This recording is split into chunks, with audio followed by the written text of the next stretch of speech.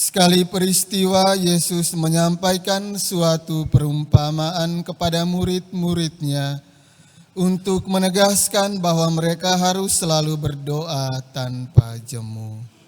Ia berkata, di sebuah kota ada seorang hakim yang tidak takut akan Allah dan tidak menghormati siapapun. Di kota itu ada seorang janda yang selalu datang kepada hakim itu dan berkata, "Belalah aku terhadap lawanku." Beberapa waktu lamanya hakim itu menolak. Tetapi kemudian ia berkata dalam hatinya, "Walaupun aku tidak takut akan Allah dan tidak menghormati siapapun, namun karena janda ini menyusahkan aku, baiklah aku membenarkan dia, supaya ia jangan terus-menerus datang dan akhirnya menyerang aku." Tuhan berkata, perhatikanlah apa yang dikatakan hakim yang tidak adil itu. Tidakkah Allah akan membenarkan orang-orang pilihannya yang siang malam berseru kepadanya? Apakah ia mengulur-ulur waktu sebelum menolong mereka? Aku berkata kepadamu, ia akan segera membenarkan mereka. Akan tetapi, jika Putra Manusia itu datang, apakah ia akan mendapati iman di bumi? Demikianlah sabda Tuhan. Terpujilah Kristus.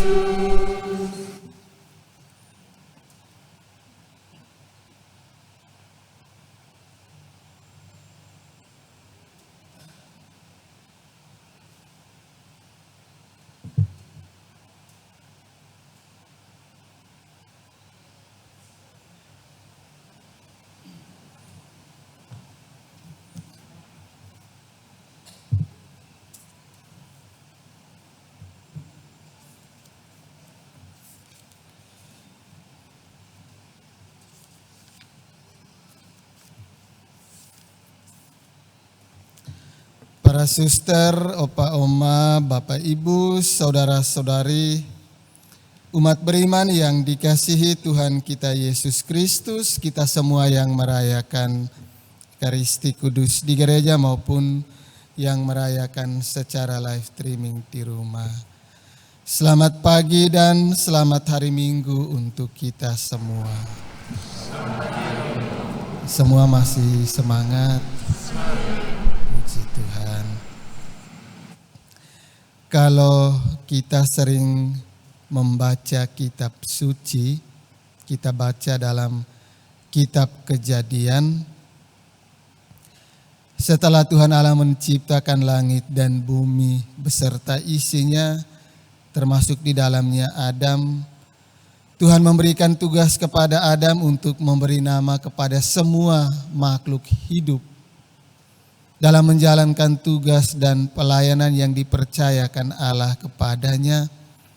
Ternyata di antara semua jenis makhluk yang hidup itu, Adam tidak menemukan sosok yang sepadan dengan dirinya.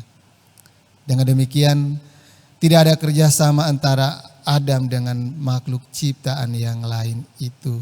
Maka Allah menciptakan Hawa dari tulang rusuknya Adam dengan maksud agar mereka membangun komunikasi dan kerjasama yang baik untuk merawat, memelihara bumi beserta isinya demi kelangsungan hidup mereka.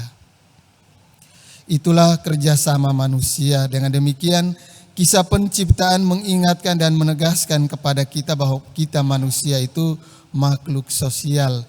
Kita tidak bisa hidup sendirian tanpa kerjasama dengan sesama kita yang lain. Dan hal yang sama ditegaskan oleh ketiga bacaan suci yang baru saja kita dengar tadi. Kitab Keluaran menampilkan kepada kita bagaimana orang-orang Israel berjuang melawan segala kejahatan dan musuh dan mereka membangun kerjasama sehingga mereka memenangkan peperangan tersebut. Kerjasama antara kita manusia di mana kita menyatukan kekuatan, kemampuan, ide untuk membangun dunia seturut kehendak Allah.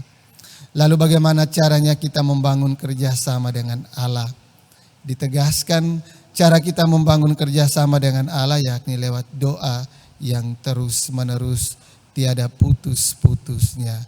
Ketika kita manusia membangun kerjasama, menyatukan kekuatan, ide dan pola pikir, tetapi itu masih rapuh dan terbatas. Kerjasama manusia bila disempurnakan dengan kerjasama dengan Tuhan, maka akan menghasilkan kekuatan yang tak terbatas. Kekuatan yang tak terbatas. Dan ketika kita berdoa, sebagaimana ditegaskan ketiga bacaan suci hari ini, dengan berdoa kita membuka hati dan hidup kita kepada rahmat dan kekuatan Allah. Kalau kita mengabaikan doa, berarti kita menutup hati dan hidup kita terhadap rahmat dan kekuatan Allah.